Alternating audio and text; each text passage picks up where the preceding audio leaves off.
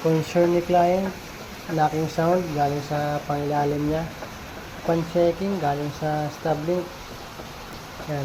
Kung makikita nyo, ang stub link ay aftermarket na. Kung mapapansin nyo, pag ginahawakan, nawawala siya yung tunog. Yan, pag ginahawakan mo siya, nawawala. So, ibig sabihin, galing dyan yung tunog ng pangilalim niya. So, fast forward tayo. Palitan na natin. Tanggal muna tayo ng gulong.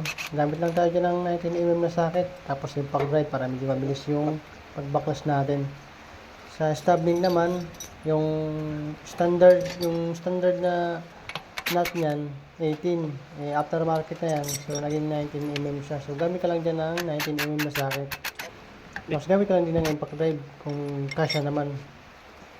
Gamit ka dyan ng Allen na size 6mm. Kontrahan kasi yan siya. Ayan.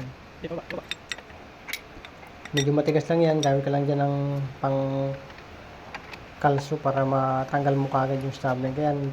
Kinakabitan natin yung bagong stub link. Original po yan. Ayan. May kasama ng lock nut. Yung nut niya, hindi yan ordinaryong nut. May kangas yan. May pinaka-lock na. Ayan.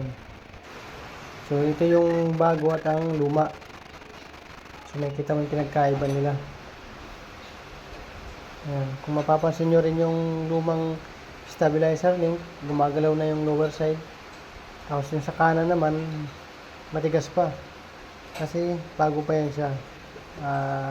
Napadaan lang talaga sa medyo malalim na lubak yung customer natin, yung driver. Hindi siya nakapag-minor.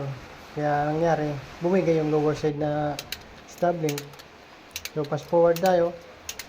Gamitan natin ng torque wrench yung gulong para safety yung biyahe ng ating customer. Yan. Test drive na natin. Puro ko malakas yun. Narinig ko yung kahapon. Ayaw naman siya yung malarinig. Oo. Ayaw ko yung kanyang doktor.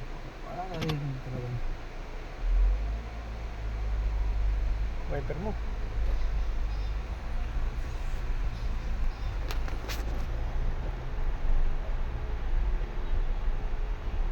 Yan, dito mo dyan. Kanan sa dulo. Hindi sa kasama. Yun o, wala na nagatok. Sa likod? Oo.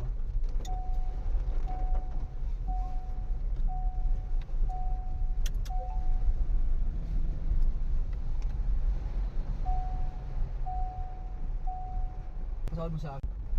Suwabe na.